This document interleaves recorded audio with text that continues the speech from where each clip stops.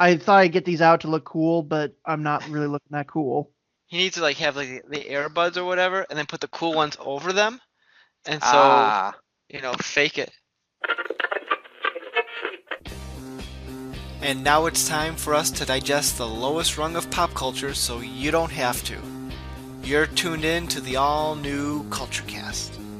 And we're back, everyone, with the all-new CultureCast, and with me tonight is Cuz Hello. and Mike. Hey guys, how's it going? And tonight we are talking about Last Dance, the popular Donna Summer song from 1978, which won an Academy Award, a Golden Globe, and a Grammy. That's not the Very, very one. popular. Wait, you mean I've been listening to the song on repeat for the last week for nothing? Well, I wouldn't say Possibly. for nothing. It's a pretty baller it's a, song. But no, we are talking about the Last Dance, the ESPN and Netflix documentary, which was originally released back in March, April, thereabouts, and has just recently come to Netflix um, uh, about the 1990 Bulls, specifically centering on Michael Jordan. And cuz I know you grew up in Chicago, I grew up in yep. Chicagoland. Mike, are you originally from the Chicagoland area? Yes.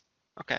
So I'm guessing that like I remember when I was younger. I was born in '82, so when this Bulls dynasty was going on, it was like from like my 91 to 87, 91 and 97, which was I don't know, it finished up when I was in high school, I guess. Yep. Um, I remember growing up through this, and I remember the names and the people and the drama and the excitement and watching these games. Um, the Bulls were everywhere. Um, uh, Mike, what about you? What's your background with the Bulls, if any? Well, we weren't really a big sports fan family, but I do remember we would kind of set aside time to watch the Bulls whenever they were playing. And of course, I knew Michael Jordan and Scottie Pippen, and that was about it. Um, cause you're a little bit on the younger end. Yeah. Cause I, were you born 93? 93. 90, Uh, okay. so I would have been. So by the time the events of this show are taken around, I'm about three. Well, no, I'm about 5 years old. I think by the time get championship number 6 comes around. So So you kind of your childhood years were in the afterglow of all this, uh yes. but the 90 Bulls was led by Michael Jordan and had Scottie Pippen, Dennis Rodman, Horace Grant, and B.J. Armstrong and the rest of the Motley Crew. Um, they were the team. Like everyone loved these people, especially Michael Jordan. He was worldwide, and this documentary finally came out. I was looking forward to it originally when they first announced it. I'm like, this looks interesting.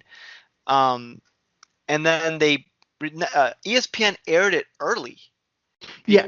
Yeah. because the pandemic, and people were Hmm. like, well, let's just do something quick because it was all done. Um, and then Netflix just got it now. I DVR'd it thinking like I'll watch it, but of course by the time I was able to sit down and watch it, like episode weeks go by, watch another one, weeks go by, watch another one. I finished it by the time it came on Netflix. So it's like um it was like what was the point of me recording it? But anyway, I loved this documentary. I thought it was fascinating. Like I knew the names, I knew the people, I remember the events in a general sense, but like all the behind the scenes stuff, like I was ignorant to that as a kid growing up. Like how Sky Pippen was being a little selfish, I guess, and kind of like I'm not going to play because I want money and Yep. justifiable reason, but Oh yeah. Yeah, he was was very. I was surprised by how underpaid he was.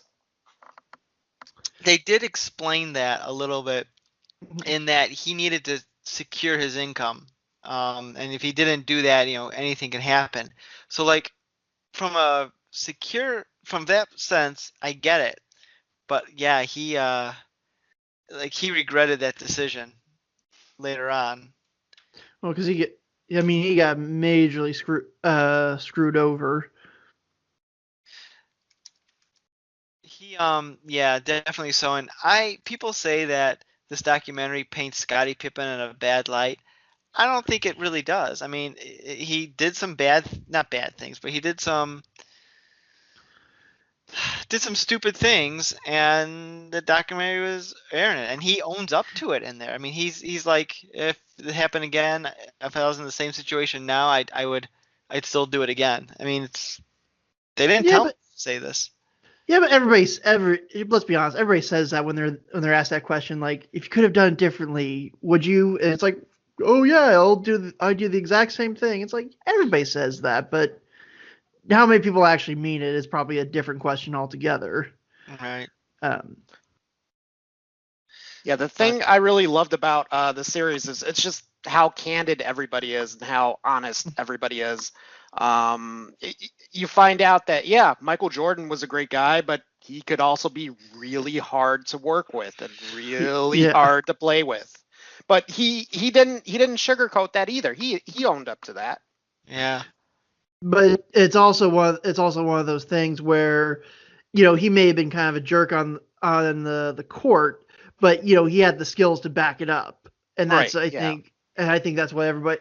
That's probably the biggest thing is I think it's hard to believe that was over almost 20 years ago, and I think it's so quickly that people forget how much of the term goat, greatest Mm. of all time, truly applies here, because you watch this footage of even him in just his younger days, just so literally, I mean, everybody knows the term Air Jordan, but to actually see that, to actually visit that footage, that's what's really that was for me, because I'm not the biggest sports guy. I mean, you're a Chicago, you're to anyone not from the Chicago area, you're kind of a sports fan. You're kind of a fan of these teams by default. Um, but with that being said, it still is pretty incredible to actually revisit and see a lot of the stuff that, for me, I probably am seeing for the first time.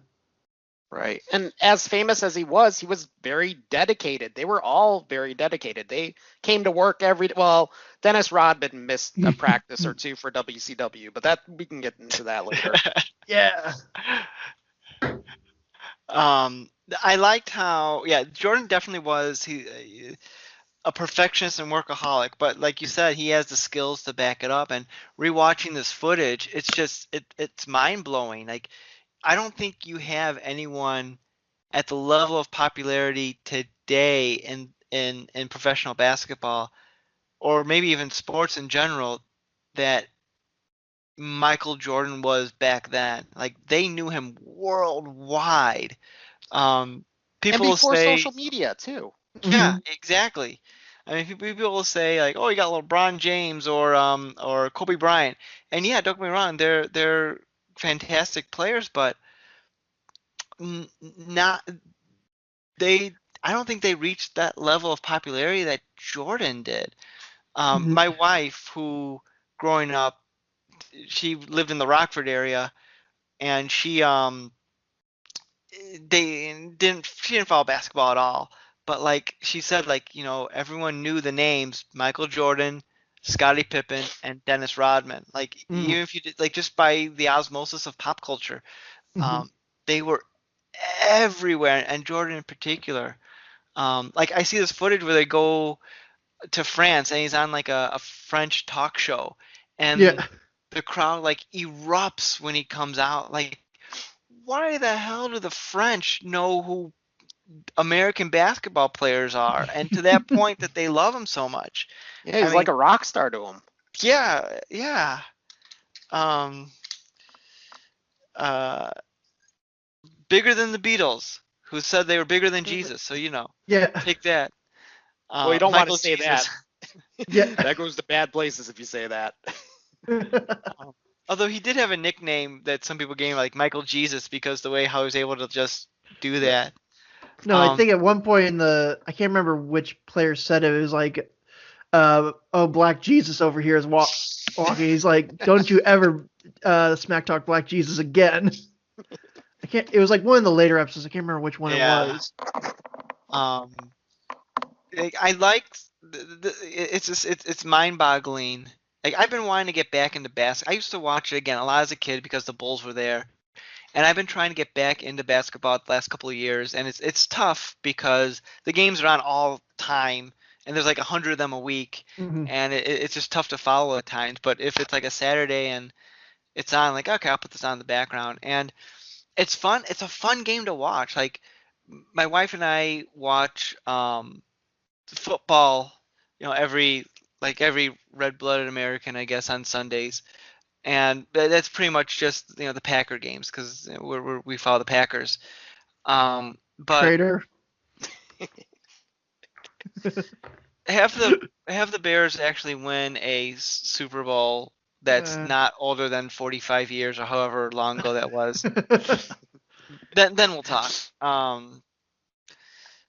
But I mean, and that's it, and that's easy because it's one game a week. But like basketball is just man, just it's a different breed. It's a different breed altogether, and I think just not even just professional, but like I'll give you kind of an example from my neck of the woods, like down here in Missouri when I was in college, like there'd be football season every Saturday afternoon. Got it.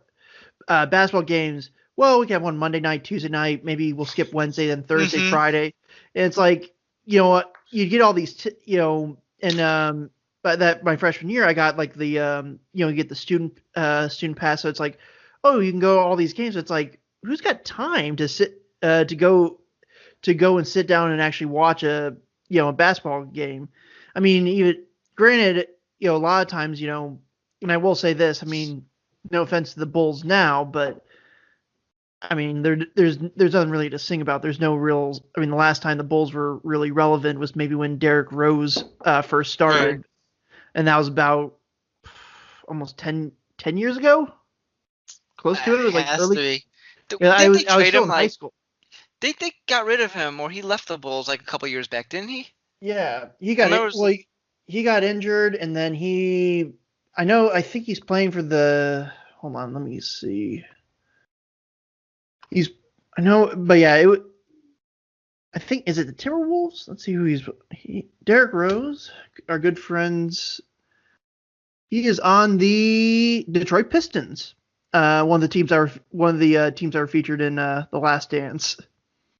Oh God, Detroit. Mm-hmm. It was funny. I'm rewatching The Last Dance right now with my wife because she didn't watch it the first time around. And the other day we got through the Pistons episode, and she turned to me and said, "The Pistons, what are they out of?" I said, "They're all Detroit."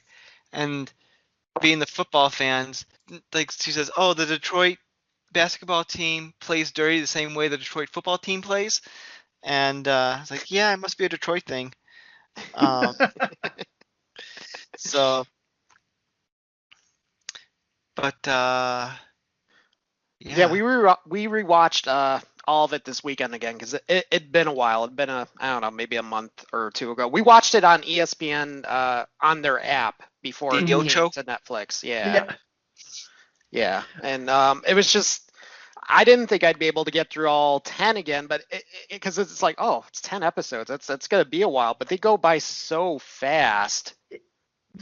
That's another positive of this show. It's very well paced, and I think it's got a great structure. And I think that's a sign of a really great documentary. Looking about this week's episode and last week's episode, is like if they can take a subject that if somebody came up to you on the street and asked you about it, or that you may have had a mild interest about, and really get you invested in it, I think that's a sign of a really good documentary. Exactly, because I know nothing about sports. I'm not a fan of sports. I was terrible at it, as a kid in high school and junior high, it led to me getting bullied a lot. So it's just I couldn't get into sports afterwards. But the series I just felt fully invested in it. It was just fascinating and learning about all these different players and especially the drama behind the scenes. That's the stuff that's the stuff that really pulled me in. And I think, because I kind of today I started rewatching just because I finished it not too long ago before we did the episode, so I was like, okay, it's still really fresh, but let me get a little bit of another refresher before we go into it. And really the first episode kind of covers the key aspect of the drama for that season, which is Jerry Krause did not want Phil Jackson to return. He just and I think they kind of just sort of knocked that out of the bat. What was going on? Just just different clash personalities. And I think that's. And don't get me wrong. There's other drama that goes on, but I think that's like the core thing of like why the Bulls did not have a 1999 championship was because of that. And they even said, and spoilers for the end, but they even say, yeah, if we stayed together, if we could have probably done like 1 or 2 more years. Like we were still at the. Jordan even said I was in my peak, and it was only like what I think 2003 by the time he finally officially retired, because I know he played a couple. He retired after this, and then he became part owner of the Washington Wizards. Yep. He came back, and he said, I'm not going to play. I'm just going to be owner, behind the scenes stuff. But then he came back to play because no one cared about the Wizards. And he played for them for like the 2001 season. Yeah. And I think he did retire in 2003, but he was terrible those last 2 years. I mean, he was good, but he was like a shade of his former self. And I think that's probably my biggest critique, since we're kind of doing a sort of doing kind of a general overview of this whole cultural this whole. I can't even talk today. Cultural moment, but also the TV show itself is, they kind of, the show had a great structure. Hey, we're focusing on the present, which is the 98 season, and then we're going to do these sort of flashbacks, kind of, first 4 is focusing on our 4 major players. And then the rest of it's kind of going into different aspects of the team at that time, and Michael Jordan specifically. But then at the end, after they win their 6th championship, then it just kind of ends. Like there really isn't like where everybody went, how their careers were. Just like, nope, that's it. Okay, that's it. Pippen got traded, Jordan retired. It kind of ends pretty anticlimactically. Yeah, I was a little surprised they didn't do anything at the end there, and then Jordan went on to do this and this and this and this and this but I guess that's not important. It wasn't the focus of the documentary, so I don't know. I mean, it pretty much is almost the way that they frame the whole miniseries is kind of like the quintessential Michael Jordan story, like from start to pretty much finish, you could argue.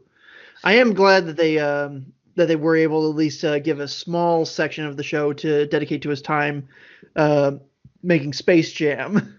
Yeah. I was wondering if they're going to bring that up as they were going along here. And I was wondering how much they're also going to dip into the first retirement, and his baseball career. Right. But and they go into that, I think, well enough. I was impressed they went into the conspiracy theories surrounding his father's death. That was crazy. I had no idea that even happened to him. I didn't either. Really? My wife did. She admitted she thought her and her family thought they totally bought into that at the time. They thought it was because of his gambling quote unquote problem. Mm-hmm. Yeah. And going into the Jordan's gambling, I mean, I know they kind of lightly touch upon the fact that David Stern was like, well, it's a light ban. We're not going to officially ban you, but you're just going to go away and play baseball. That way everything's smoothed over. But then they drag David Stern out of whatever hole he was hiding in and had him say, no, why would I ban our most popular player? for 18 months just to have him return. So Yeah, I don't know. It's definitely a light slap on the hand with something was mhm. going on. There's more to that story than they're laying us they on. they kind of that's there's really not too much to critique, like in terms of like negatives. I would say that's probably the only thing I could possibly critique about it was just like a very sort of on sort of the negative aspects of like Michael Jordan's personality and everybody else is like, we'll do some window dressing, like we'll address it, but we're not really going to go into it and say and really make any sort of like statement of what we really think. It's like, we'll acknowledge it, but that's about it. Okay, let's move on. Um, One of the things that I liked how this documentary did, I liked how it's essentially two timelines to the story. Like the first is the timeline of the final year, Mhm. essentially, the so-called last dance, and then they would like flash back Mhm. to beginning of Jordan's career and then follow him up to the present day. I like the contrast, and I think it worked very well. I also like how they put dates to this, so it's much easier to follow. It's one of my Yes. critiques on Tiger King is that there's no dates on anything, so it's tough to figure out what order things are going in.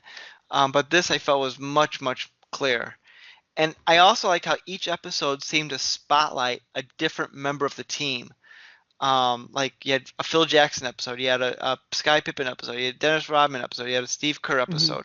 I liked how that they did that because they're able to bring in the other players Mhm. and be able to tell their story and because it wasn't just Jordan alone winning this stuff. I mean, he definitely No. was the main contributing factor, but he had all this help from all these other people, and uh, which the documentary goes into. Jordan didn't want that at first, and then once Phil got on, and then Jordan realized, wait, I can have these other people help me be better, and which allowed them to have a winning formula. But Right, because the coach before him, I think his name was Doug, was kind of more focused on Michael Jordan at the time. Mhm. yeah, And when Phil came in, I remember Michael Jordan wasn't comfortable with that because, but Phil was trying to tell him, look, you are a very important part of the team, but you're not the entire team. You have to work with everybody else here too.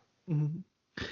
And I think that was really his episode, Phil Jackson's episode. I really enjoyed because it kind of goes into like his whole coaching philosophy, and it's very different from what you would expect. Because they talk to some other coaches, and they're like, their general attitude is like, you're going to work harder than you've ever worked, and Phil's was very kind of like, we're going to meditate, we're going to we're going to work on our physical game, we're also going to work on our mental game, and I don't think you're and even though they paint Phil, Phil is like, just as much of a contributing factor to the success of the Bulls at this time.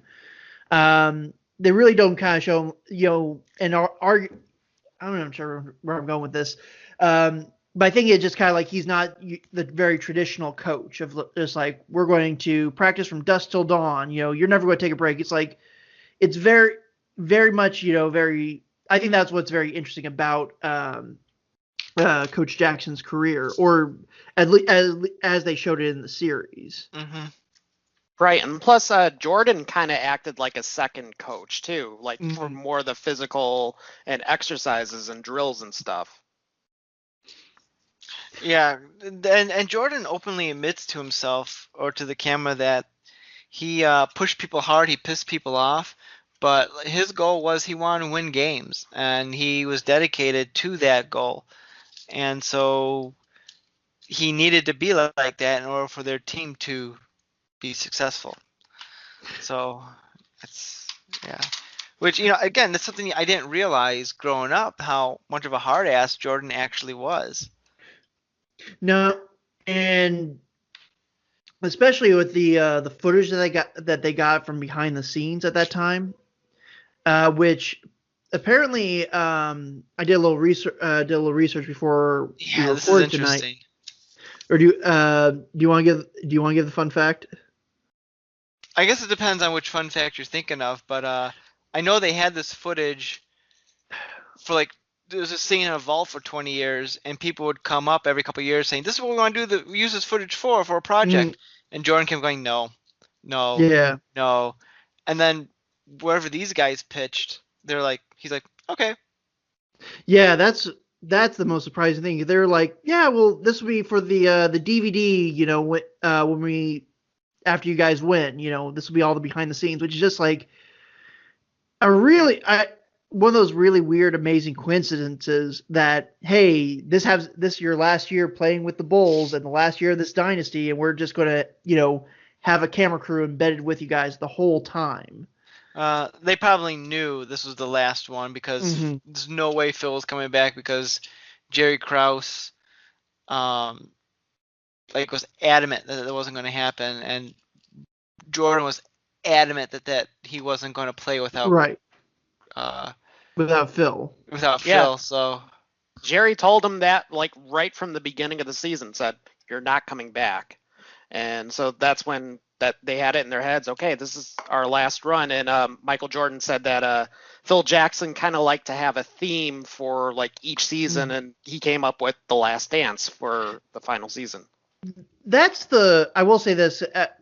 That is the one thing I did kind of want. I don't know if I missed it. I can't remember if they ever went into it. What the other themes were for the previous seasons that Coach Jackson had. Like I don't. They didn't go into it. I don't think. That would have been interesting if they did, but yeah, I don't think I remember any of that. No, I don't. But yeah, just because it's like, okay, well, what are the, is it just keep doing what we're doing but better? Just do it Mach 2. Yep. Just do exactly what we did last year. Just faster this time. Yeah. And more intense. But I thoroughly enjoyed. It was fun revisiting when they were talking about how Jordan was getting involved with more endorsement deals. Like I did not know this, that Nike was a nothing shoe company back before Jordan became their spokesman. Because now Nike's one of the top shoe brands out there, the official shoe brand of the NBA, and like Jordan didn't even want to talk to Nike. Yeah, his agent or manager had to talk to his parents to get him to convince him to talk to Nike. Yeah, I always assumed Nike was always famous, and they just happened to get Michael Jordan. I didn't realize they weren't famous at the time, and it was really Jordan who gave them the name recognition. Mm-hmm. Well, that's the other thing. Oh, go ahead. No, I was gonna say, do they still make Air Jordan shoes? Oh yeah. Oh yeah, I think they do. Yeah. Okay, I wasn't sure.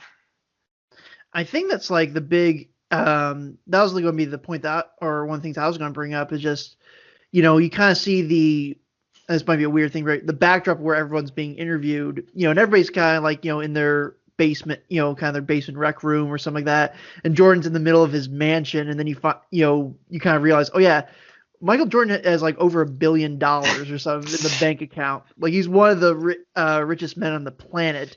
Mostly from basketball, but a lot more from the shoes. I did like that bit. I'm looking it up right now because I can't remember. I don't think I'm trying to remember that episode where they were in the Dream Team with the Olympics. And I think they were sponsored by what was it, Puma or something like that. And he's Reebok. like Reebok. Yeah, Reebok. I couldn't remember what it was. We just watched this one last night. And it's leading up to that bit. I start laughing, and my wife's like, "What?" I'm like, "You'll see. Just watch. Just like, wait for it." Like I said, that's kind of like as you sort of like seeing more who Michael Jordan is behind the scenes. Like, yeah, that fits in line to something that he would do. He pulled a fast. For those of you who haven't seen it, one, why are you listening to this podcast? But two. He had to wear his uniform had Reebok on it, and he was a Nike loyalist because that was his brand, and he didn't want to wear the Reebok logo when they're getting their award ceremony. And Mike's like, I'm not doing that. So what he decided to do was he wore his uniform, but he draped himself over with the American flag, and the flag covered the logo. And people And thought he was just being patriotic at the time. They had no idea. yes, Yep. that was effing brilliant. And he knew it was brilliant because they have an interview when they're going up, like they can't believe what I'm about to do. They're not even gonna see this coming. Because here's the thing, if you get mad at Jordan for wearing the flag, then American citizens who are high on patriotism because their country just won are gonna be like, why are you against the flag? Yeah. Because people get really, really testy about that stuff. So they could not retaliate or complain about Jordan doing that because then they would look bad in the eyes of potential customers. That was brilliant. I mean, sure, a dick move, but brilliant. He's a genius. That was great. He got to do that, and he got to protect the brand at the same time, and nobody was onto it at all. Oh, But yeah, it's just it was just fascinating to watch all this, and like you said, we had no idea about the drama going on behind the scenes, and in fact, nobody did until that book came out, Jordan's Rules, I think, by yeah.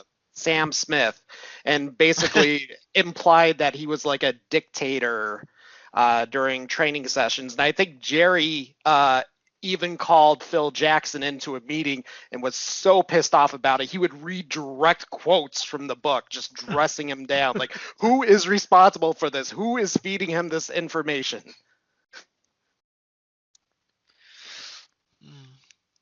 But it seemed to blow over, I guess, fairly quickly. But I don't know. Like they played it off. Jordan played it off like, oh, when you get popular, people just want to like pick at you, just want to pick at you.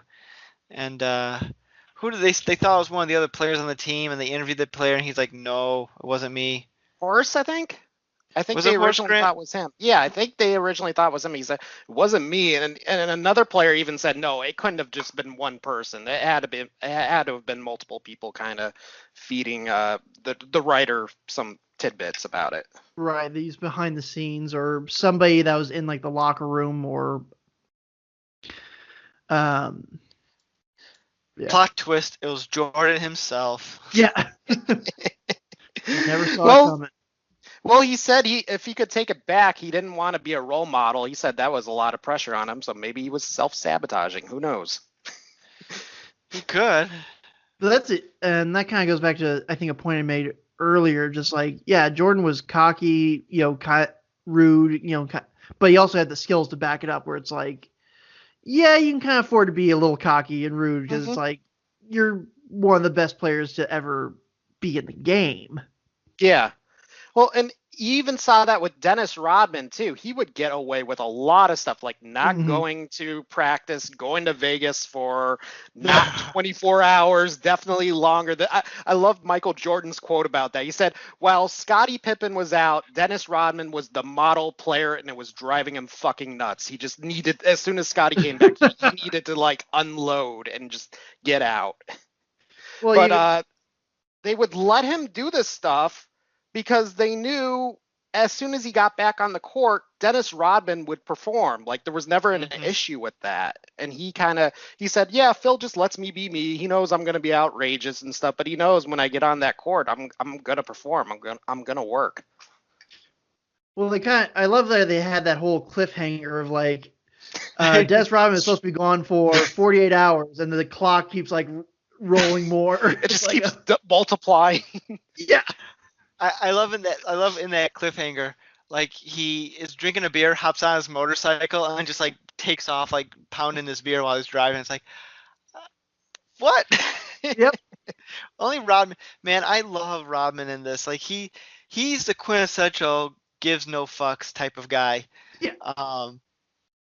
Like he just like would leave the stadium, he'd throw his jersey up at people, and there's one kid. He gave him his shoes. It's like he doesn't care. like even in his interviews, like I can play basketball or I can't, whatever. I don't know. And the fun thing about that was, I guess I didn't know he kind of developed this persona after like hanging out with Madonna. Madonna kind of encouraged him to be himself and to be outrageous if that's who he was. Mm-hmm. And I forgot he dated Carmen Electra for a hot minute. Yeah, I did. Yeah. There was yeah, they didn't get married, I don't think. They were just boyfriend girlfriend, but yeah, that was and they interviewed her, which is amazing that they were able to do that, or that she was willing to do that. Probably the first thing she's been in a while. She's kind of been MIA there, hasn't she? But yeah, and then I remember there was one time where Michael Jordan came to like Dennis Rodman's hotel room to get him out of there, and she had to hide because she didn't want him like see. Yeah. I'm guessing she wasn't fully clothed or anything, probably. Probably not.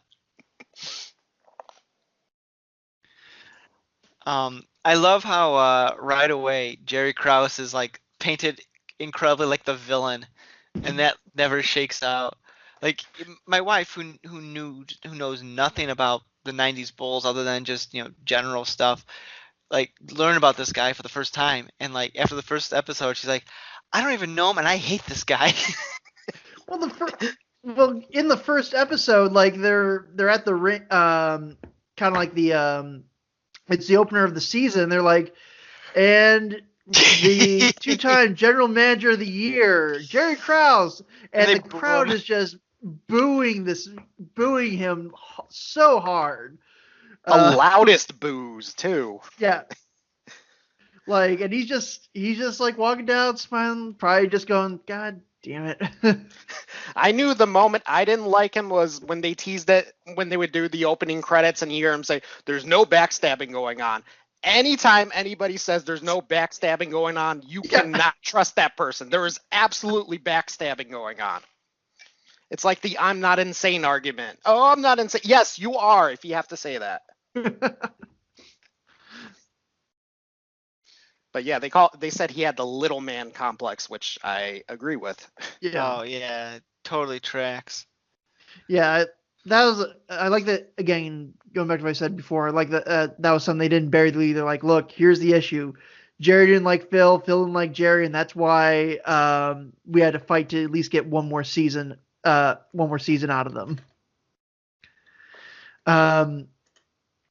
One of the things I wanted to address, just because this was kind of something that was going on online when the show was first premiering. I don't know if you guys noticed this in the Michael Jordan interviews. Did you ever notice how yellow his eyes were? Like, yeah. What was that? What was that all about? I think some people suspected either he had jaundice or something, because his eyes are like, there's several times they get close-ups and they're just right in his face. I remember that. Yeah, they get really right in there. Yeah, that was weird. Like I guess I didn't think about that. I guess it could be jaundice, but I don't know. Yeah, but I think it's something that goes. I'm not sure how they did the interviews. Megan has a theory that they did everybody else's interview, and Jordan was like the very last one that they interviewed. Like in terms of like the order of who they went to like ask these questions to try to get the footage. So there are a couple times where it's like, I think in the first couple episodes, like where it's like daytime at his house, in his mansion, where it's like, they're like really, like it's almost like glaring at you. But I think then later on it kind of like, I'm not sure if it just like, I don't know, just time had passed or they decided to like digitally do something, but it starts to become less noticeable, I think. Yeah. Maybe. I don't know. I need to look at that now to see if how different it is between daytimes, but it did seem like kind of going on how you're saying there in Jordan's mansion. I feel like every time they interviewed him, he was in a different room. Yeah. Yeah. Just to show off how big his house is.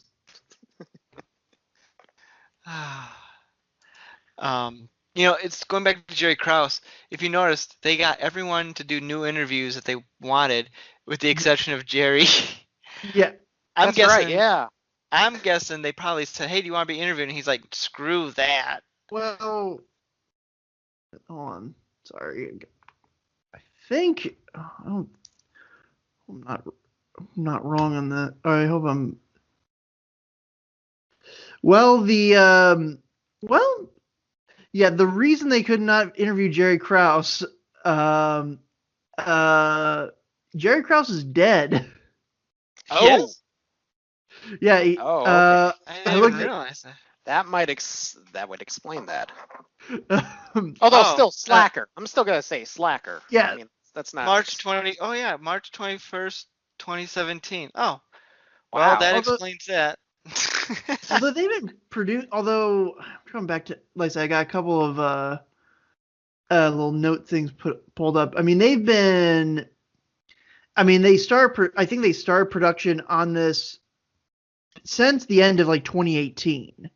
Okay. I think that's when Right. they were, because I think they announced in May, and then there was the first trailer in December.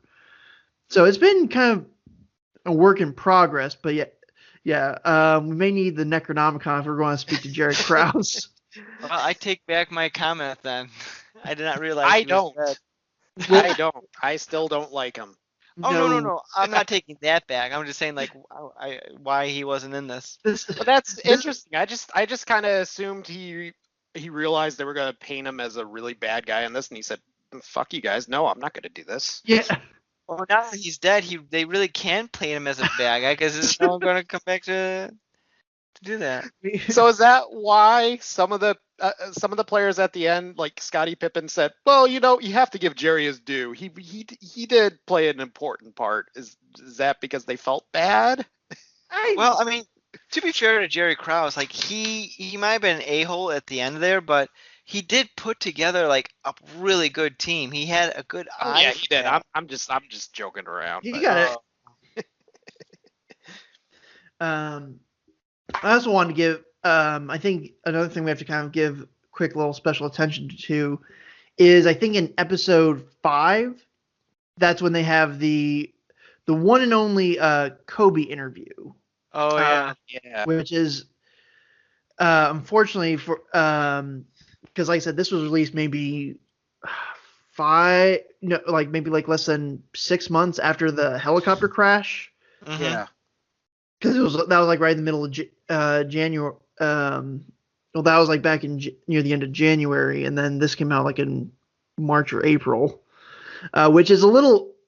I do like that they dedicated to it, but it is kind of It's a little it is spooky. nice, a little spooky, but I do like that they at least had a chance to interview him, even though it's kind of like I think if that didn't happen to Kobe, I think it would have been just one of those like, oh, it's nice that they got Kobe Bryant to talk about it, but now it's kind of got sort of a little bit of a tinge of little bit with a somber note, Right. mainly Yeah, because I agree with that. yeah. Well, I am surprised though that it was only. I'm not sure if it was. I don't think they were planning to make Kobe a big part, but it is surprising that he only pops up, I think, in that one episode. I don't think he was in any of the other ones. Like, I I don't don't think think he they. was either. No. No. There might have been nothing else to tie into the other things that they're talking about. Like they did the All-Star game. And actually, the only time they talked to Kobe was the teaser part of the episode 5. Like it was before the main opening credits. So and then he doesn't come back for the rest of that episode. So I wonder if they only had this little bit and maybe they weren't going to use him because they couldn't fit it in anywhere else. But they decided, we'll just funnel it right here, and then we could honor Kobe and Right. I don't Because know. I think his whole segment was just about like they wanted to really capture Michael. How do you feel about like the passing the torch to the next generation with Kobe being kind of the sort of next generation at that time. The 90s were ending, the new millennium was beginning. So because I think that was sort of encapsulating the All-Star game, because he's like, well, I'm like the senior statesman and I'm playing with all these like young guys. Right. Um, yeah, I got nothing to say about that. Yeah. Trying to go back to my notes. Yeah, I actually took notes during this too. There's just so much that happens on this, and I made the mistake of when we did the Tiger King episode, I didn't take any notes, and I should have because there was a lot of stuff I forgot to talk about. Yeah. Well, that I will say this. Watching Last Dance is like going to a very classy, high-end restaurant. The waiters are very soft-spoken. They have like, hello, sir. Can I take your order today? We have fresh salmon on the menu. Would you like to check out the wine list? Yeah. Go. Will Tiger I? King. Tiger King is like going to the Waffle House at 2 a.m. There's a couple of drunk people passed out in the booth, but the waitress will cook you a damn good meal, Right, which yeah. will get you through that night. I was gonna say, sorry, I had something on the tip of my tongue. I can't remember what it was. Let me ask this question here, Mhm. off topic.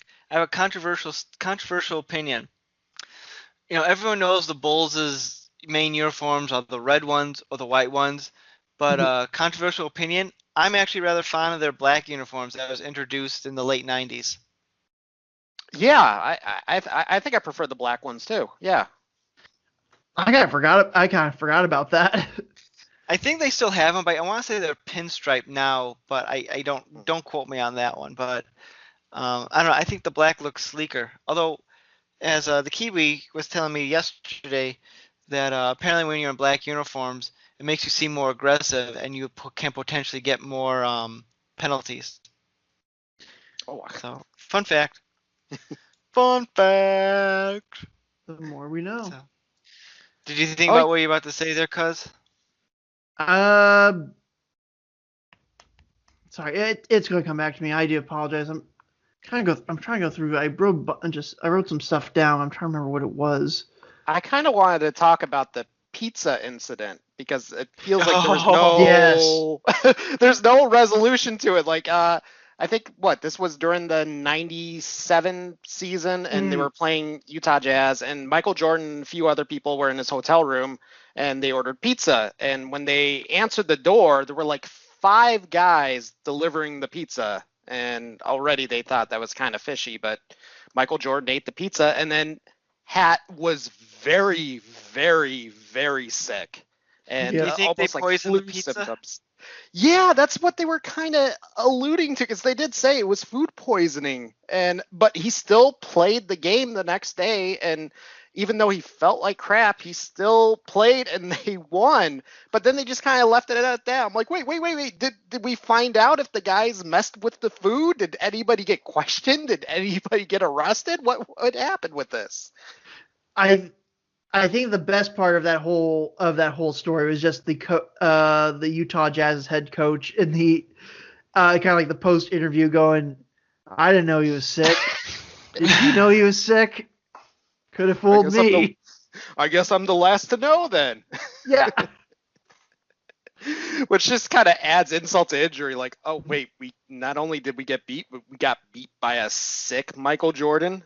Ooh, okay. He was barely hanging on there. Yeah, I think Scottie Pippen even referenced that he had IVs hooked up to him at one point. Yeah. Well, because he was like. But that's why you can't badmouth Jordan. Like, yeah, Jordan acted like a prick at times, but man, he went to work. He didn't care how crappy he felt, and he didn't bitch about it. He just went to work. And I think I don't know about you guys, but like after watching this, I felt like inspired, like, or something like that, to just like really like, yeah, I really need to just like, you just watch Jordan talk about like, what his work ethic is and what he, how he gives 110%. It's like, this is all I need to hear. This is like the best motivational speech of all time. Like, hell, yeah. I just need to hear Michael Jordan say, yeah, just go out there and do it. It's like, yeah, Michael Jordan, fuck yeah. Yeah, I have to give you credit. I think it was perfect to do Tiger King first and then this, because Tiger King is fun and all, but it's also very depressing and it's a complete Mhm. cluster mess. And then we see this, which is a little more, yeah, there's some drama here and there, but it's actually very inspiring and everybody is actually very positive about it at the end. Well, I think it came, like I said, it was very. I think that's why the two shows sort of work together because it's like okay, quarantine is happening, people. Things are going to be different. Hey, here's a show about crazy people owning big cats, and it's like everybody's talking about that, and then this sort of came along as like I want to say a 180, but more just kind of like kind of go back to like, remember the '90s Bulls? Remember how great they were? Well, we're going to tell you how great, they're even better than you remember. Um, and I think I think just timeline wise, just right as people were really stopped talking about Tiger King, or it's like kind of fell out of that um, pop The culture. cultural zeitgeist. Exactly. That's when Last Dance kind of came in, and there really wasn't anything. I think at least over the summer that I can think of that would really kind of fall. That would really be kind of like the third third cultural show, or third show that would really sort of fill in that gap, or nothing that I can think of in terms of just like holding a conversation, such Right, as yeah. these two shows together. Yeah, I'm just kind of going through my. I wrote so much, although I just wrote things just to make sure I had stuff in case I didn't have anything to talk about. That's okay. Uh, When we don't have things to talk about, we go on tangents, and that becomes the episode. Yep. that's great. That's actually the Example best. example A are when Brian Gorehound and I did Bill and Ted's Excellent Adventure and Bogus Journey. We couldn't stay on topic for that one. Well, sometimes those are the best. Those are kind of like the best. Those are the best shows. Those are the best times.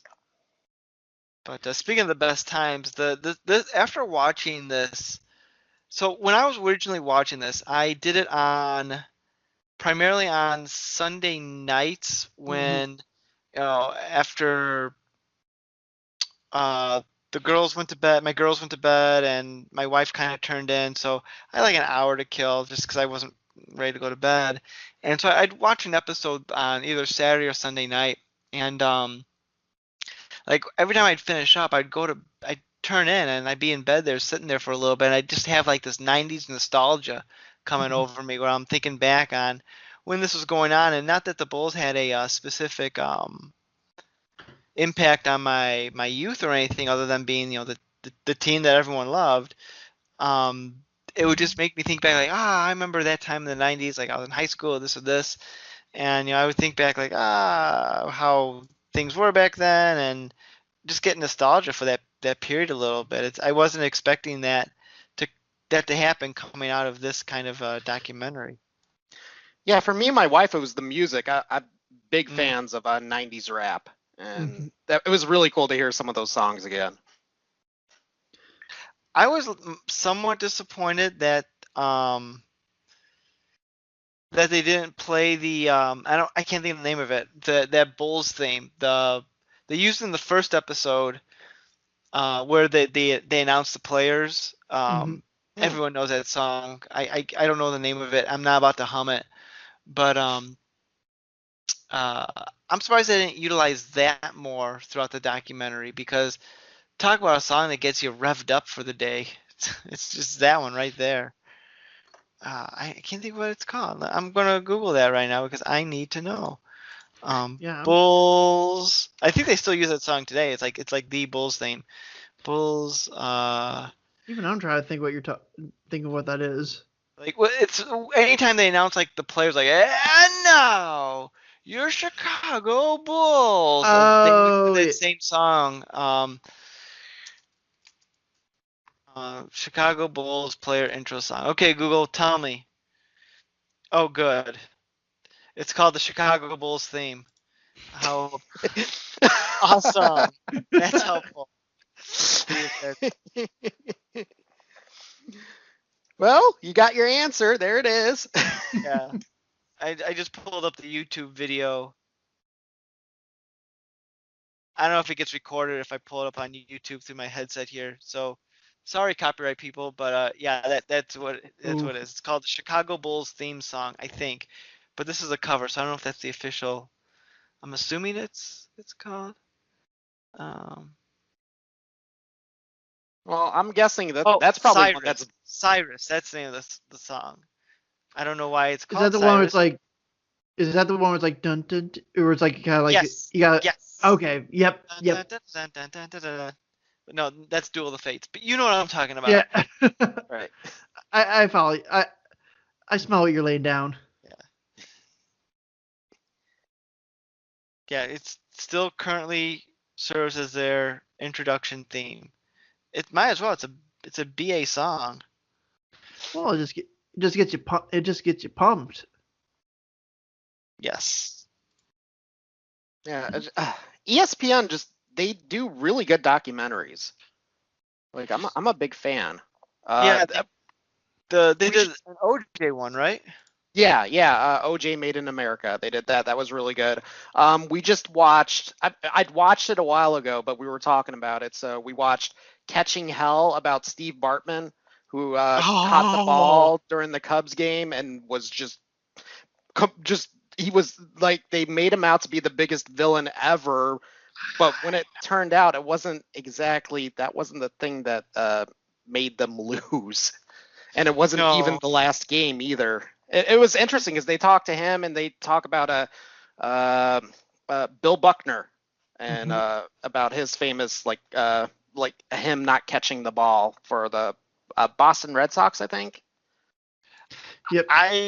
I remember watching that game when that happened, and I'm not a Cubs fan. I'm a Sox fan, and like my mouth just I remember exactly where I was when it happened too. I was in college in our dorm lobby and the game happened to be on, so I was watching it a little bit.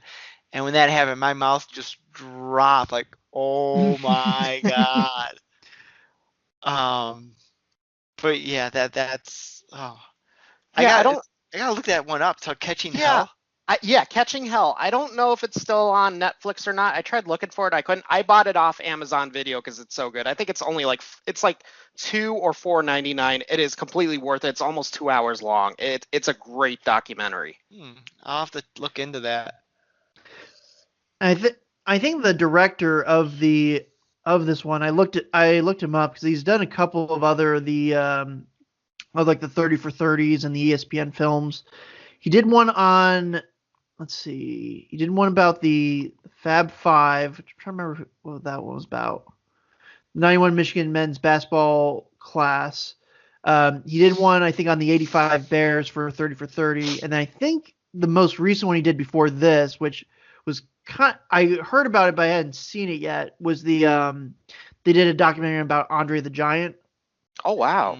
Yeah, so he did that one. I think that was his last thing he did before, probably right before they started production on this, because I think that was 2018. And then yeah, I don't know what he said to Michael in order to get him to, hey, let's use all this footage. Not, but man, he's got a decent, filmography. Yeah. I'm definitely gonna have to check out that Andre the Giant one. That one sounds great. Now, supposedly, there was some controversy surrounding this one that some people are saying it's not as truthful as they make it out to be, that they're trying to pump up Michael to be better than he actually was in terms of making his image. Because I guess Jordan's production company, because of course he has a production company, was involved in the production of this, which they feel would skew the documentary's take and view. And I get that, but I don't care. I want all this to be true. Yeah. Yeah. But it's interesting that would come into play. So who knows? That's kind of like one of the, again, there's very few criticisms I have about this, because I do, because I think it is one of the best, as someone who's, again, not I could probably speak for all of us here. Not the biggest sports guy, but moderately interested in sport, in like sports in general. I would probably say that's the only criticism I really have is just like, yeah, they're not really, it's really a big pat on the back for everybody. Like nobody's really made out to be, except for like Jerry, who again Jerry really, Krause can't really speak for himself, but the other guy from the Pistons, whose name escapes me at the moment. I know Oh who you're talking. right, yeah. Isaac I something. forget. Uh, I'm googling that because I will not have egg on my face for this one. Pistons I'm gonna player. say a name, but I'm afraid I'm gonna get it wrong. Isaiah Thomas, maybe? Yeah, you might That be right. sounds Who Jordan hated. Right, and Isaiah isn't he? Thomas. Yes. Okay, That's Isaiah the Thomas. first thing that popped up. And isn't there a thing where he kind of blamed Jordan for not being able to be on the dream team for the Olympics? He doesn't come out and blame Jordan, but the way they make it out, there's an implication that the reason he wasn't on the team was because Jordan didn't want him on there. Right, And yeah. who's going to say no to Michael Jordan? But they also say, because they interviewed other people, they say, one, Jordan wouldn't have that kind of power to do that, but two, there were other people who had problems with him. So it may not have been a Jordan only thing. Who knows? I'm sure Jordan's voice was the loudest because it's Michael frickin' Jordan in the prime of his career. So, yeah. And can we all appreciate the fact that it sounded like Space Jams was really an excuse for them to build like a training facility for Michael Jordan to try to get back into the game?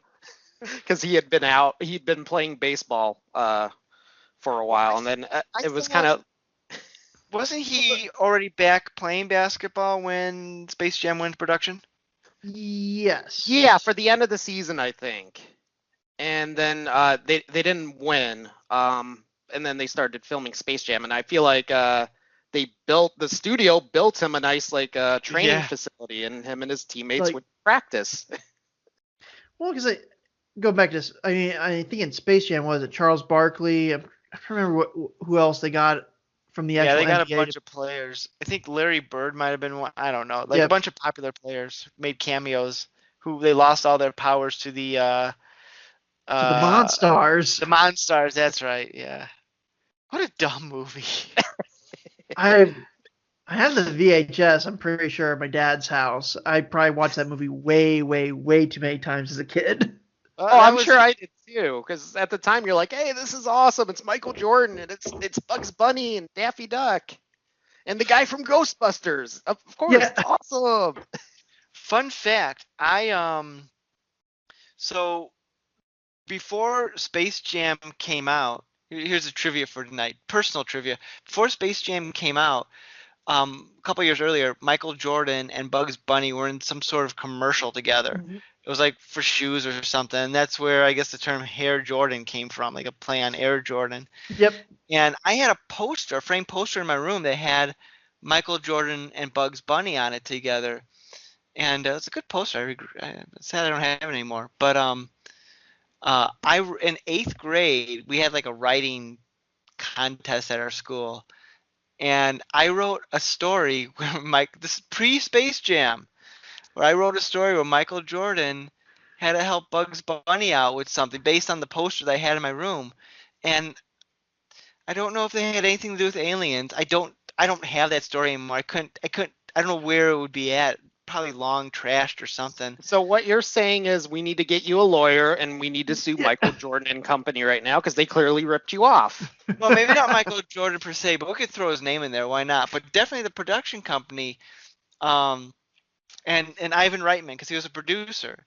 And my demands will be that I could be in the next Ghostbuster movie, and I'll get an actual proton pack, the studio one, and then we'll be all good. But that seems pretty fair. I don't know if I won anything. I think every kid won something because you're in middle school, so you get best original, best use of color on your cover page or something nonsense like that. You're just lucky a Warner Brothers executive didn't come to your classroom and tear up your story and say, hey, you don't have the rights to this. You can't use our character. I need to double check. What year did Space Jam come out? Let me see here. Because I'm convinced this was... oh, hey, you could see Space Jam at Studio Movie Grill tomorrow at 7:15. Awesome. It came out in 96. Wow, what? And I know it was in junior high, and I was in junior high between 94 and 97. And you, I don't think I would have done it if Space Jam was out, because I would have been like, no, that's a ripoff. But it was definitely before Space Jam, and I distinctly remember Michael Jordan had to help Bugs Bunny. I don't remember what it was. It had nothing to do with basketball. They just happened to be the characters in it. You could change the name, then it'd be the same story, and nothing would be different. But man, I don't know. Both my parents are gone, and all that stuff at their house would be long gone too. So if I still even had it, but I'm trying to see I'm trying to look up to see when the Hair Jordan, so we can try to get a window of time. Let's see. Come on, Google, don't fight me. Hair Jordan commercial, 93. Okay, so between 93 and 96, that we gotta start building our case now because we have. I think. Well, they're working on they've been talking about it a while. They're working on Space Jam 2 with LeBron. That's supposed to come out not this year. Guys, say no more. Say no more. I'm on legal Zoom right now, so I got us covered. We're gonna get that money. Excellent. We're gonna get what's owed to us. Wait. Us? Where'd you guys come in? This is my story. There's still a finder's fee before you were born. We got to ride these coattails, man. I was born in 82. Well, we'll see. I gotta find the story first. Finder's fee. I mean, everything's done with finder's fee these days. I'll contact my junior high. Maybe they'll have records of the award I won. The prestigious award. The records they have. It's a major award, fragile. Yeah. Okay. Well, that's enough of that one. But let's we're going a little bit long here, so let's kind of wrap some of this up here. So, I thoroughly enjoyed The Last Dance. I think it was better than Tiger King. Tiger King's hilarious because it's so weird and so bizarre, and it sucks you in with the crazy twists and turns that almost seems unreal. This, I feel, maybe because I'm a little bit closer to the subject material and they went into much more detail and it seemed much more, I don't want to say in-depth, but in-depth, that I think I prefer The Last Dance over Tiger King overall in terms of quality product. I don't know. What do you guys think of that? Yeah, I agree with that. I mean, I think both are great, but I think The Last Dance is just it's easily rewatchable, and it's just one of those things where you're like, if you're trying to figure out what to watch, it's like, oh, hey, I'll just watch this again. I'll just put this on in the background, and you just check in while you're doing other stuff. It's just really well done. And again, I'm not into sports, but it grabbed my attention the entire time, and it's just I really didn't think I would finish 10 episodes again over the weekend when he announced we were going to do this, but the episodes just go by really quickly. Before I knew, I'm like, oh crap, I just watched 5 episodes. So what's it like not having anything to do with your spare time? It's nice. Yeah. I mean, I'm lucky that's all we do. We watch TV, we play World of Warcraft. That's kind of our life. That's the American dream right there. I would say so. I would say, comparing the two, Tiger King is like a Tim and Eric sketch brought to life. Which is, it's fun, but it's definitely not something that kind of gives you like, I kind of want to rewatch it again. It's like, well, it's like, once you know the joke, then it's like, well, then it's not quite as funny because you kind of know how it all ends. Last Dance is like one of those, it's one of those moments that just kind of makes you just pump your fists in the air and go, yeah. just makes you feel good. Just makes you go, yeah, this is my city. This is part of my town's history. This is a time period that you know what doesn't seem that long ago, but is. Um, it's a good palate cleanser, and I think I actually looked it up before we. That was actually the last note I was going to bring up, comparing the two. And this for our audience, this shouldn't sway you in which way you should probably watch both shows, but Oh, in absolutely. terms of No, sway us. in terms of like so they just had the primetime Emmys. Only one series had won the award for best nonfiction series, and that is The Last Dance. Tiger King lost out. Oh yeah, the Emmys were on tonight as of this recording. Yep, that was one thing I looked up before we started recording. I just typed in Last Dance, and that was the first article. I was like, ooh, I gotta bring that up. You know what? I'm not going to argue with that. I agree with that. I think they deserve it. The whole series was fantastic. Well, because it makes you you can just kind of rewatch it and not feel like terrible about yourself. Right. Yeah, there's one series you watch where you kind of feel nice and hopeful, and then there's another series you watch where you just despise humankind, and you're like, okay, all right, COVID, wipe us all out. We're done. We've proven we can't be on our own here.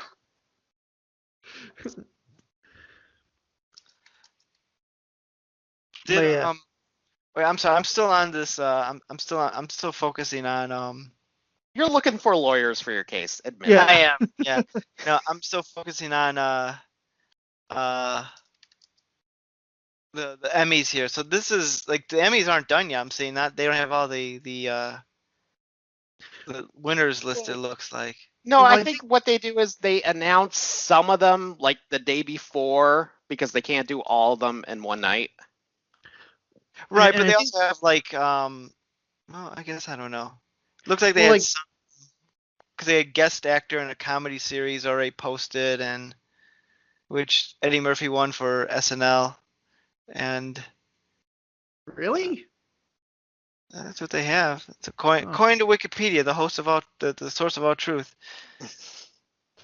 Well, I was gonna say, I think from what I saw, I think they're doing it kind of like many sort of live events. It's like, well, we're not going to actually rent out a venue. Everybody's just going to get in all these celebrities are going to get in their own personal office and just be on a big old Zoom call. But anyway, let me see. I want to see who they were up against besides. So they were up against American Masters, Hillary, McMillions, and Tiger King. Yeah, Last Dance should have won. McMillions was pretty good too. I like that. I did not see that. What was that about? It was on HBO. It was about the Monopoly game and how it was like completely rigged, and even the mob was involved with it. It's very fascinating. I highly recommend it. It was really good. I do like McDonald's in so much of the Americana history of it. We did a couple years back. We did a podcast on the Founder starring Michael Keaton, which I highly recommend if you haven't seen it. It's a great movie. Mm-hmm. But when I watched that movie, it paints McDonald's in a bad light. It had the opposite effect. I was like, I can go for McDonald's right about now. Oh, of course. I mean, are you talking about McMillions or are you referring to McMillions or the Founder? The Founder. I haven't seen McMillions yet. Well, yeah. Both have the same effect. It's not gonna. You're still gonna want a Big Mac afterwards. Let's be honest. It's not gonna push you away from. Well, I was gonna get a Big Mac and some fries, but after I saw this, I don't think I can support that. But yeah, I highly recommend McMillions. It was really good. It was really fascinating. Well, you can watch that while eating your Travis Scott meal. Speaking of McDonald's, and this is the last thing because we got to end this. I want to know if because you may not know this because it's probably before you'd be aware of what's going on. But Mike, I don't know if you remember this. Do you remember McDonald's coming out with a sandwich called the McJordan? You know what? Yes, I do. Didn't it have like bacon and barbecue sauce or something on it? Yeah. I had that. I remember I had it too. I remember my folks, because like one of those special limited time things, and they had it one year. I think they brought it back the following year for like the same promotion, because this is when Jordan was huge. Oh my God! I was Yeah, I telling totally remember that. and it was on like an oblong bun, if I'm not mistaken. Yeah. I was telling my wife about it, and she had no recollection of this at all. Like she's like, I don't know what you're talking about. I don't know if that was like a Chicago area specific thing or if it was nationwide. I need to do more research on that because my wife was describing a hamburger that McDonald's had called, I could be wrong, I think it was called like the football burger or something along those lines, that the way she described it seemed very similar to the McJordan, which makes me Huh. wonder if they released the burger but called it different things in different markets. I don't know. That would make sense. But yeah, no, now that you're saying it, I totally remember it. It had like some sort of, not barbecue sauce exactly, but some sort of sweet sauce, and it had bacon, and I remember really liking it and then being really bummed when they didn't have it anymore. I remember thinking it was pretty good. I was going to say, to tie our McDonald's conversation and our Michael Jordan conversation together, this is from, I didn't even know this existed, the McDonald's Wiki. And I quote, the McJordan special was revived as the Travis Scott meal in September 2020. Whoa! Yep. Because it is a quarter pounder with bacon and barbecue sauce, fries, and a drink. I am going to get that. You said it revived in September 2020? Yep. So so the Travis Scott meal is the McJordan. The only difference, according to the nerds at Wikipedia, is the original version had classic circular bacon. The new one has normal modernized bacon in the revival. So what do you have to do with the bacon to modernize it? Isn't bacon just bacon? It's like what do they do to the bacon? It's like in The Simpsons with the rib witch. It's like we take all American beef and process the hell out of it. Send me that link. I'm serious. Okay. Damn it! Now I want to go to McDonald's. Now I'm starving. I know what I'm eating for dinner tomorrow. Yeah, they could. All right. They could Well, let's just end this show now, so we all go to McDonald's and have a cardiac arrest. What was this show about again? Now I've forgotten. What were we talking about? Donna Summers? Yeah, the Donna Summers Last Dance, which I played at my wedding to get everyone the hell out. Like, okay, get out of here. It's Last Dance. It's not a subtle hint to get the hell out of here. We don't have to thank me after this. All right, that's enough of this nonsense. So, all right, everyone, this has been the All New Culture Cast. I'm Cousin Charles. And I'm Mike. See you guys. All right, later, y'all. We'll come back at you with a new episode sometime. Who knows when? All right. You've been listening to the All New Culture Cast. We try to post new episodes every Monday evenings, 3 to 4 times a month. Check out our backlog. We could be found at allnewculturecast.libsyn.com. You can also find us on Apple iTunes and wherever else podcasts can be downloaded and listened to. This has been the All New Culture Cast, a Saltwater production. Original material, copyright 2020. Thanks for listening. All right, well, it's getting late and Grandpa needs to go to sleep here because